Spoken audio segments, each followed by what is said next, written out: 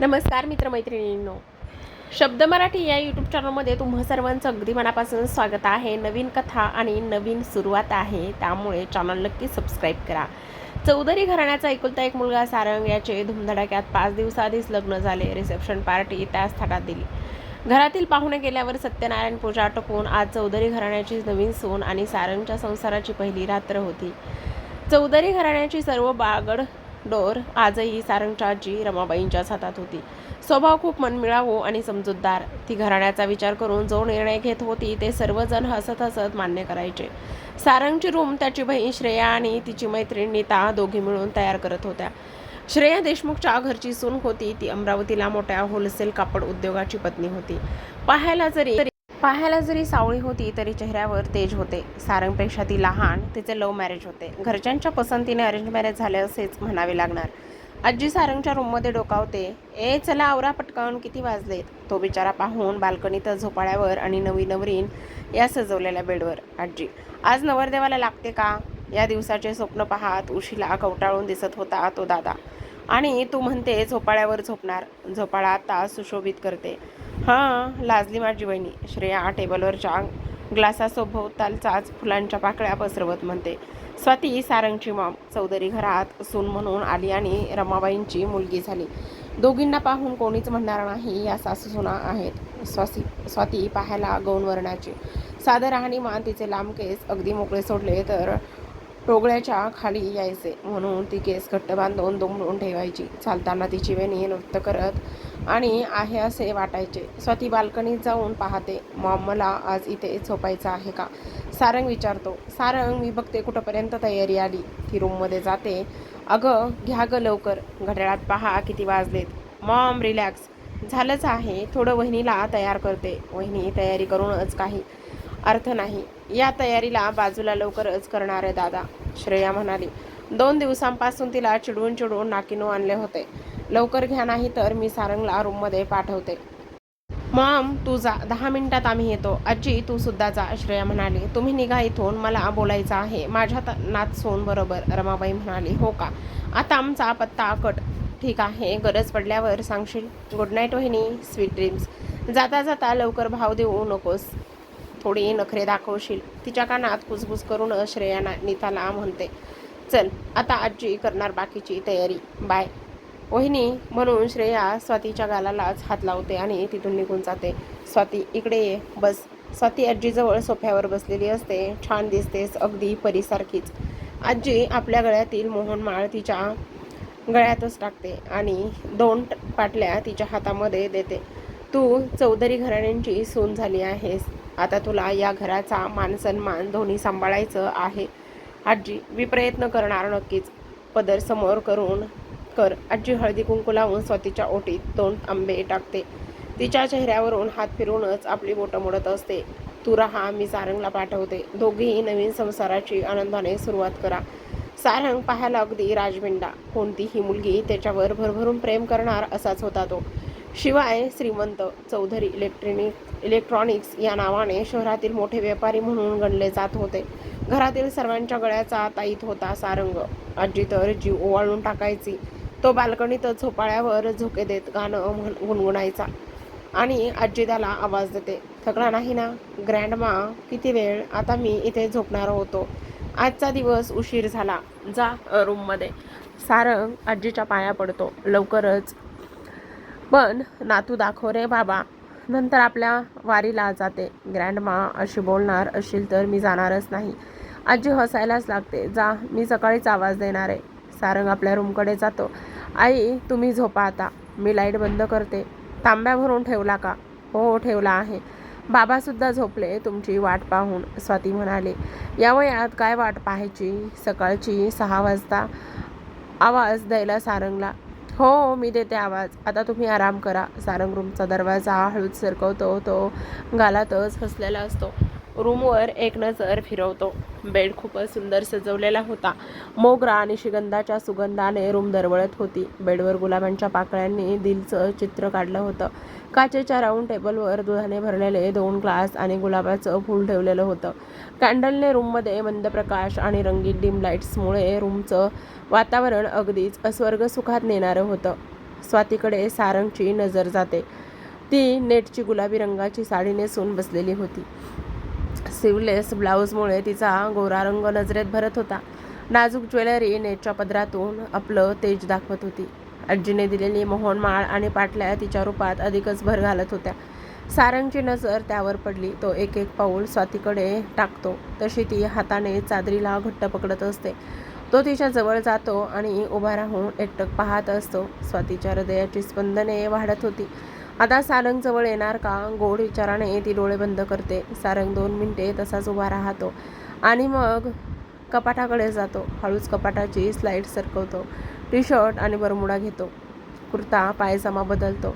स्वाती आत्ता हे डोळे मिटूनच गालात हसत होती. त्याचा स्पर्श होण्याआधीच ती शहारली होती. आज मधुचंद्राची रात्र. किती स्वप्न उराशी बाळगून ती सारंगची वाट पाहत होती. सारंग तिच्या खांद्यावर हात ठेवतो. ती त्याच्या हातावर हात ठेवणार इतक्यातच तो म्हणतो, खूप रात्र झाली आहे. तू आज थकलेली दिसतेस. आराम कर. त्याचे शब्द ऐकताच ती डोळे उघडते. ती उठून त्याच्याकडे पाहते तर तो बेडवर बसतो. स्वाती आराम कर असं म्हणतच एक उशी थोडी सरकवून तो झोपतो. स्वाती सोफ्यावरच बसते. सजवलेला बेडच पाहत असते. आजच्या दिवसाची वाट दोघंही लग्न जुळल्यापासून पाहत होते असं मला वाटलं, पण हा तर मला हातही न लावता झोपलाय. असं का? तिच्या हृदयाचे ठोके वाढतात आणि डोळ्यामध्ये पाणी येतं. सारंग दुसऱ्या मुलीवर प्रेम करतो का?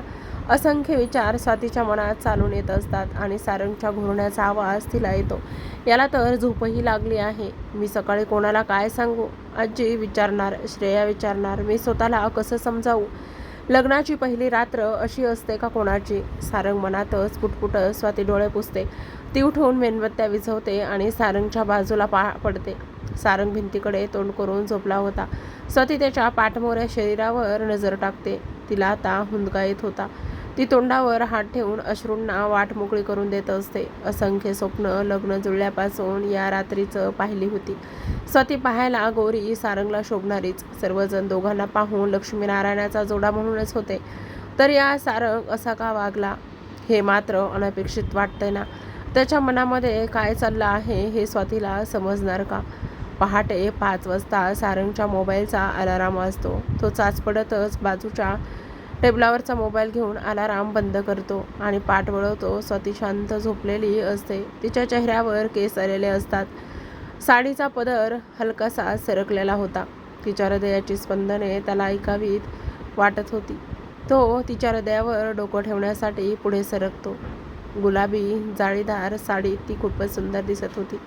अंधारात तिचा गोरा रंग, गोरा चेहरा केसातून उमटून दिसत होता. सारंग तिच्या केसातून तिला पाहण्याचा प्रयत्न करत होता. तिच्याकडे एकटक पाहू लागला होता. आता त्याच्या हृदयाची स्पंदने वाढलेली असतात. एका क्षणात तो स्वातीला मिठीत घेईल असं त्यालाच वाटत होतं. तो बोटाने तिच्या चेहऱ्यावरचे केस अलगदच बाजूला ढकलतो.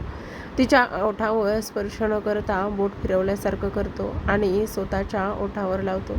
त्याची नजर तिच्या सरकलेल्या पदराकडे जाते. तो ओठ टेकवणार तेवढ्या डोळे घट्ट मिटून दीर्घ श्वास घेतो आणि लगेचच कूस बदलून स्वातीकडे पाठ करून पुन्हा झोपतो. त्याला झोप लागतच नाही. तो परत स्वातीकडे वळतो. तिला निहाळत मोबाईल उचलतो आणि काहीतरी टाईप करतो. मोबाईल बाजूला ठेवतो. बेडवरची फुलं उचलून बेडच्या दोन्ही बाजूला टाकतो. बेडच्या सजवलेल्या हारातील काही फुलं तोडून स्वातीच्या अंगावर टाकतो आणि गालातच हसतो.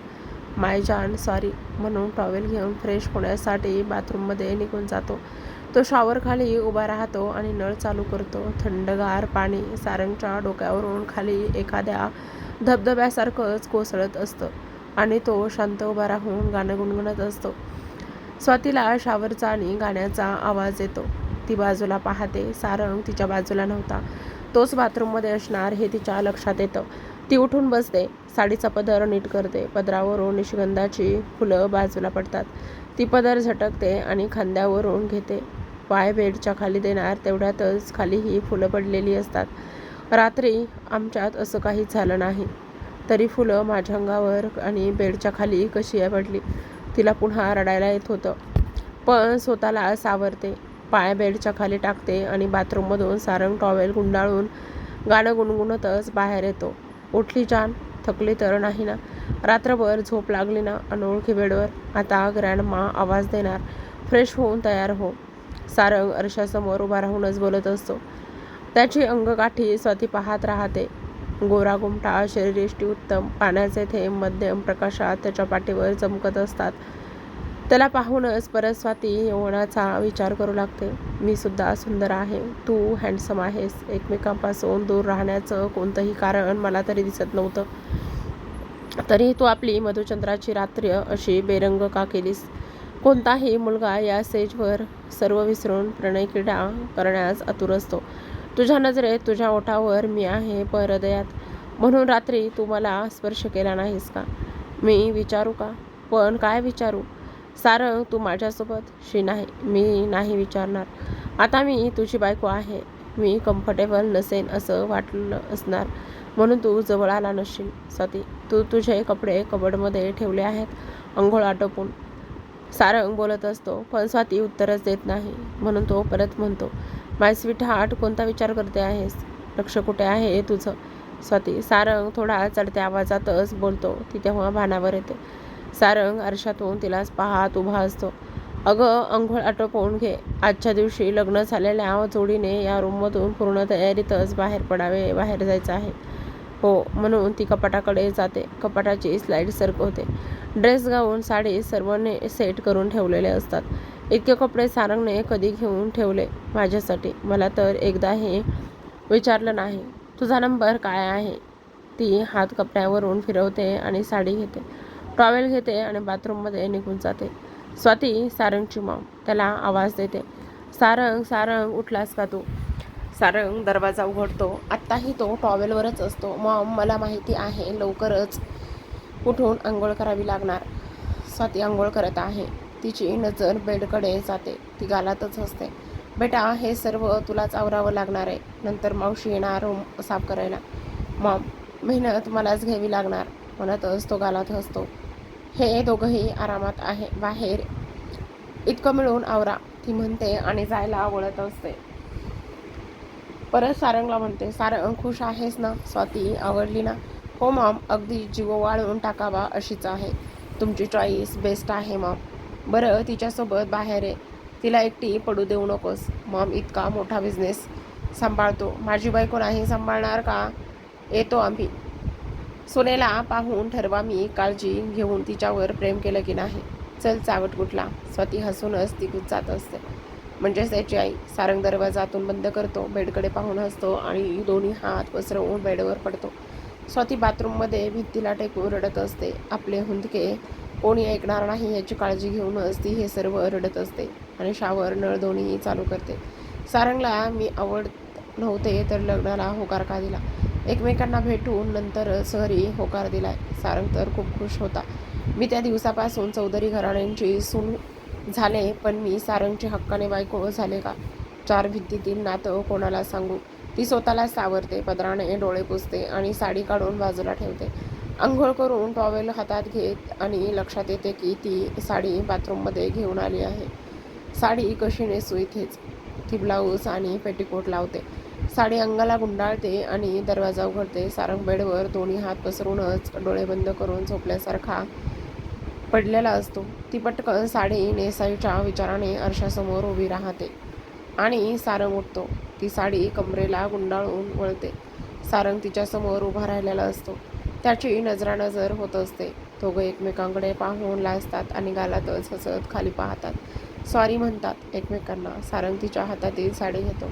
हा मूर्ख आहे का? रात्री शांत झोपला आणि आता तिच्या मनात विचार येतो. ती तशीच उभी राहते, डोळे मिटते. आत्ताही स्वातीने स्लीवलेस ब्लाऊज घातला होता.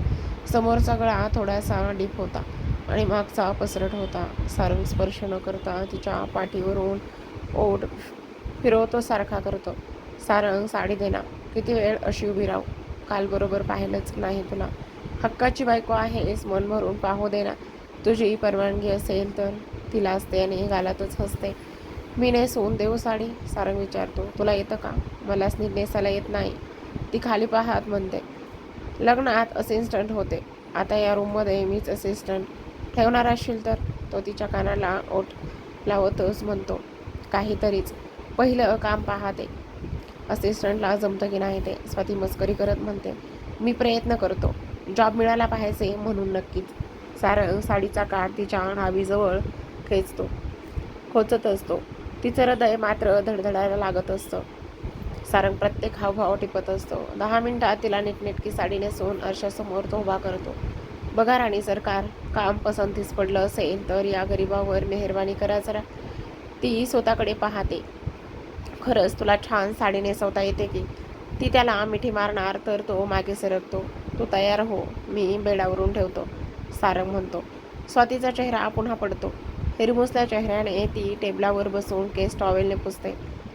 सारंग तिच्याकडे चोर नजरेने पाहत बेडवरच्या साजावर हळूवार स्पर्श करत असतो. जणू स्वातीला आपल्या जवळ येण्यास उत्तेजित करत असतो. अगदी तसेच हावभाव त्याच्या चेहऱ्यावर दिसत असतात. सारंगच्या मनात काय आहे? स्वाती विचार करतच राहते. तर प्रेक्षकांनो, कसा वाटला कथेचा भाग? मस्त ना? चला मग छान छान कमेंटद्वारे अभिप्राय कळवून ही कथा एन्जॉय करा. भेटूयात पुढे.